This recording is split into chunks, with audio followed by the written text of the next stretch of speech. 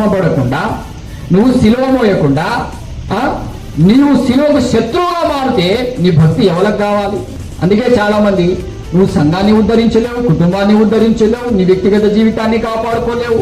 మధ్యలో అడ్డుపడేది ఏంటిదంటే సుఖం. సిలువకు ఎలా తయారైందో స్టార్ట్ చేద్దాం. ఇక చదవాలి. ఇంకా శత్రువులుగా నడుచుకొనిచున్నారు. వీరిని గురించి మీతో అనేక పర్యాయములు చెప్పి ఇప్పుడు ఏడ్చుతూ చెప్పుచున్నాను. ఏం చేస్తున్నాడు దైవజనుడు? ఎందుకంటే నువ్వు సిలువ మోయడం ద్వారా సాతాను గుండెల్లో గుబులు పుడుతుందని దేవుడు దైవజనుడు తెలుసు.